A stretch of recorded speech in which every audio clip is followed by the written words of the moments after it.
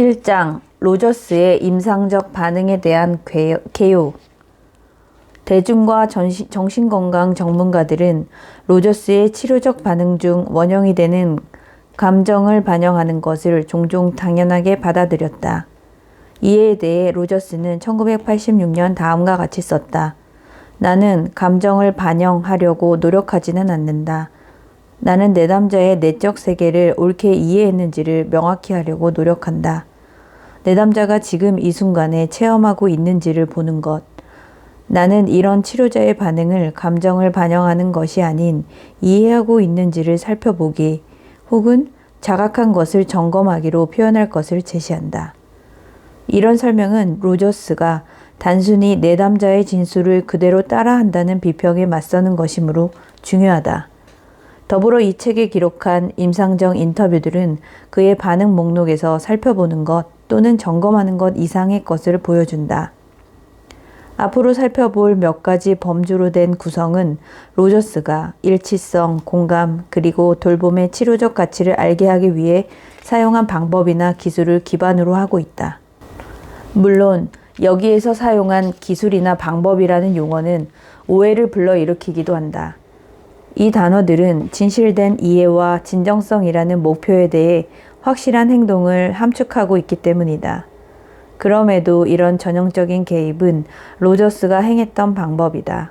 더불어 재진술된 기술이나 방법으로 전 세계 상담자들을 훈련하기 시작했다. 목록은 완벽하지 않지만 이 책에 수록된 로저스의 인터뷰에 이와 동일한 기술을 반영하고 있다. 그의 반응은 다른 어떤 것보다도 몇몇 인터뷰에서 굉장히 큰 타당성을 보여준다는 데 주목할 필요가 있다. 예를 들어 메리 제인 틸덴과 로저스 그리고 질과 로저스의 연구를 비교해보자. 혹은 같은 워크숍에서 진행된 메리와 루이즈를 인터뷰했던 서로 다른 로저스의 임상 스타일을 대조해보자. 초기 단계 준비, 오리엔테이션 제공. 로저스는 자아를 찾고자 하는 내담자와의 첫 만남으로 치료 회기를 시작했다. 스스로 짧은 준비 시간을 가지고 똑같은 방식으로 내담자도 준비하도록 이끈다. 그러고 나서 들을 준비가 되었다는 진술을 전달한다. 마크의 사례를 주목해보자. 칼 로저스. 지금 당신이 의자에 앉으면 좀 갑작스러울 것 같아요. 내가 준비할 시간이 1, 2분 정도 필요할 것 같아요. 괜찮을까요? 우리 1, 2분 정도 조용히 시간을 가지죠. 침묵. 당신은 이야기할 준비가 되었나요? 마크. 네, 준비되었습니다. 로저스. 좋아요. 나는 당신이 이야기하고 싶은 주제나 문제가 뭔지 잘 몰라요. 나는 당신이 무슨 이야기를 하든 기쁘게 들을 준비가 되었어요. 집중력 있게 듣기. 로저스가 상담한 모든 기록을 보면 그가 현존하고 수용하는 자세로 듣고 있음을 내담자에게 자주 알리려 함을 알 수 있다. 대부분 그는 단순하지만 이라는 표현을 하였다. 비디오에서는 그가 내담자를 향해 몸을 기울이고 고개를 끄덕이며 내담자와 눈을 맞추면서 꾸준히 일직선으로 보는 경향이 있음을 보여준다. 이해한 것을 점검하기. 로저스는 종종 내담자가 의미하는 것을 자신이 옳게 이해하고 있는지를 점검했다. 분노와 상처 사례를 주목해보자. 내담자. 크고 복잡한 나무에 충돌한 것처럼 오, 혹시 아시나요? 한숨. 설명하기 어려운데 아시겠어요? 당신은 알겠어요? 로저스. 굉장히 큰 막대기로 엉덩이를 맞은 것처럼 혹시 이것이 말하고 싶은 것이 맞나요? 내담자. 웃음. 말하기 어렵네요. 로저스. 당신이 의미하는 것이 맞나요? 내담자.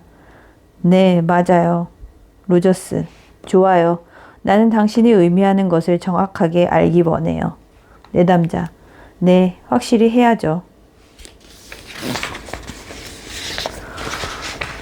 40페이지 재진술 괄호 열고 반영 미러링 혹은 공감 괄호 닫고 우리는 그가 인지한 것을 점검하며 명쾌하게 진술되지 않을 시에 재진술이라는 용어를 사용하고 있다.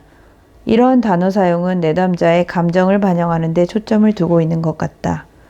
들은 것을 단순히 정리하여 되돌려주거나 반영해 주는 것이다. 그러나 로저스는 언어로는 혼돈된 내담자의 고유한 내적 의미 감정 상태에 자신의 반응을 맞추는 데 탁월했던 것으로 보인다. 이 기술은 가장 오해받고 또 공격받는 것 중 하나다. 우리는 자주 심리치료 전문가들이 내담자의 사고나 감정을 재진술하는 인간중심 치료의 실습 빈도를 줄이고 있다는 이야기를 듣는다.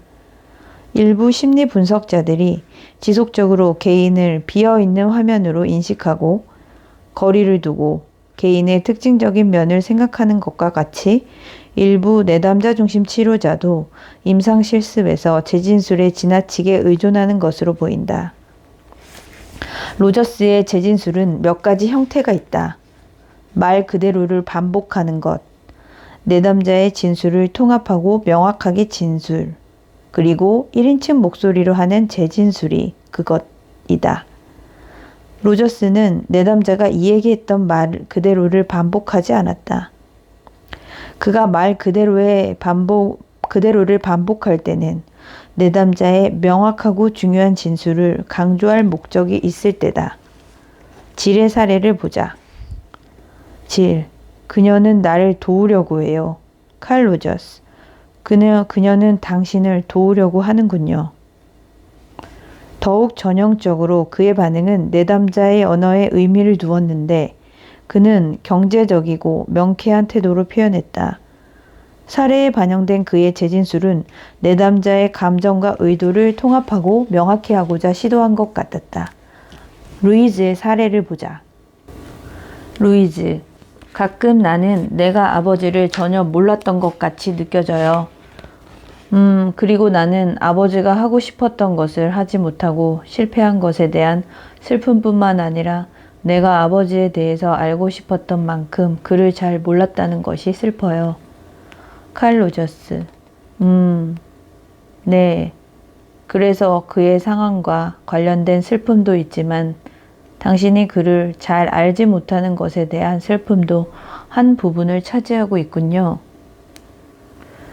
다음은 분노와 상처 사례에서 나온 것이다. 내담자, 나는 나 자신을 허용하고 싶어요. 좋아하는 것도 사랑하는 것도 후회하지 않지만 당신도 알다시피 나는 아이 같아요. 나는 어떤 면에선 어린아이예요. 한 가지 방법밖에 모르는 어린아이 같아요. 나는 너무 사랑받고 싶어요. 일종의 상호관계 말이죠. 나는 내가 차가워지지 않기를 기대하기 시작했어요. 그렇지만 당신도 알다시피 이를 이루기 위해 어떤 것을 해야만 해요. 칼 로저스, 당신은 서로 사랑하기를 원하는군요. 내담자, 네, 그래요. 가끔 로저스의 진술은 내담자의 진술을 강화하거나 과장하는 것 같다. 이것은 표현된 감정을 더욱 명확하고 책임감 있게 제공하기 위한 방식인 것 같다. 마크의 사례를 보자. 마크, 그리고 나는 남아프리카 정부를 위해 일한다 라고 말해요. 그리고 그 모든 건 다 날아가 버리죠. 로저스, 그래서 당신은 일종의 사회적으로 배척당한 사람처럼 느끼는군요. 마크, 예, 맞아요. 마지막으로 로저스의 재진술은 가끔 그가 내담자인 것처럼 1인칭 음성으로 표현하기도 했다. 이것은 정서적 연관성을 높이는 효과를 가져왔다. 메리의 사례에서 재진술된 3가지를 소개한다. 나를 실제로 맡고 있는 것에 대해서 만일 내 힘을 세계에 보여주면 나는 그로 인해 죽을지도 모른다. 만일 나의 실제 내면을 보면 어떻게 더 나빠질까? 그것은 우주의 법칙이다. 나는 결코 나를 밖으로 내보일 수 없을 것이다. 내담자가 진술하지 않은 감정에 대한 인식. 로저스는 내담자의 언어적, 비언어적인 행동 모두에 주의를 기울인다. 그가 내담자의 미묘한 정서나 비언어적인 표현을 인식하는 것은 대부분 내담자를 보고 듣고 주의를 기울이면서 강화된다. 첫 번째 예는 글로리아의 사례이고 두 번째 예는 질의 사례다. 글로리아, 나는 지금 신경이 날카로워져 있어요. 하지만 당신이 낮은 목소리로 이야기할 때는 편안하게 느끼고 당신이 나에게 함부로 하지 않을 것이라는 것을 느껴요. 그러나 칼 로저스, 나는 당신 목소리가 떨리고 있다는 게 느껴져요. 질, 맞아요. 나는 지금 그녀에 대해 정말 너무 화가 나 있어요. 칼 로저스, 침묵. 당신은 이 시점에서 약간 긴장하고 있군요. 질, 맞아요. 너무나 갈등이 많아요. 안심시키기. 안심을 시켜야 할 때 로저스는 자주 문제를 수용하고 더 넓게 사고할 수 있도록 도와준다. 실비아의 사례다. 칼 로저스, 당신은 보통 괄호 전반적으로 가로 닫고 나는 스스로 적당한 이유를 가지고 정당화해야 한다라고 느끼는 것 같아요. 실비아, 20초 침묵. 당신은 그렇게 느꼈나요? 당신은? 칼 로저스, 나는 우리 모두가 그렇다고 생각해요. 혹은 또 다른 글로리아의 사례를 보면 글로리아, 나는 내가 원할 때마다 그것을 얻지 못해요. 나는 그것의 전체적인 느낌을 원해요. 그건 나에게 정말 값진 것이에요. 칼 로저스, 나는 우리 중 누구도 원하는 것을 자주 얻지는 못한다고 생각해요. 때때로 로저스는 내담자의 부정적 자기 판단에 대해서는 동의하지 않고 있다. 실비아와 함께한 그의 작업을 논평하면서 로저스는 그녀가 했던 행동에 대해 단순히 그녀 자신을 꾸짖도록 허락할 수 없다라고 언급했다. 실비아, 내가 계속 중얼중얼 말만 뱉어내고 있는 것 같아요. 칼 로저스, 당신은 스스로를 꾸짖고 있는 것 같아요. 마치 나는 계속 떠들고 있어. 처럼요. 실비아, 로저스, 하지만 나에게는 계속 떠드는 거로만 들리지 않아요. 실비아, 그렇지 않나요? 웃음. 칼 로저스, 그래요. 때때로 안심시키는 것은 내담자를 수용하는 것으로 인식된다. 즉 로저스는 단순한 요청을 받아들이거나 사회적으로 수용할 수 없는 감정을 가지는 것에 대해 권리를 명쾌하게 받아들였다. 루이즈, 나는 내가 쓴 것을 당신이 읽어봤으면 좋겠어요. 그래줄 수 있죠? 칼 로저스, 그럼요. 분노와 상처 사례를 보면 칼 로저스, 나는 당신이 무슨 말을 하는지 알겠어요. 그리고 당신이 여기에서 화를 내도 난 괜찮아요. 라고 말하기를 강하게 원해요. 침묵. 내담자. 그렇지만 당신도 알다시피 어떻게 화를 내야 할지 모르겠어요. 정말 어려워요. 칼 로저스. 그래요. 나는 당신이 화를 내야 한다고 말하지 않을 거예요. 내담자. 그래요. 칼 로저스. 나는 나와 함께 있어도 좋다고 말하고 있어요. 당신이 화를 내고 싶다면 당신은 그렇게 할 수 있어요. 내담자, 당신은 정말 그렇게 믿나요? 칼 로저스, 네, 정말 그래요.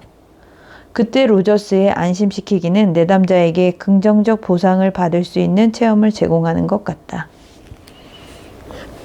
칼 로저스, 무엇 때문에 웃는 건가요? 질, 당신 눈이 반짝거려서요. 둘 다 웃음. 칼 로저스, 당신 눈 역시 반짝이네요. 웃음. 글로리아, 나는 아버지가 당신처럼 나와 말할 수 없다는 것을 잊고 있었네요. 아, 맙소사. 당신이 우리 아버지였으면 좋겠어요.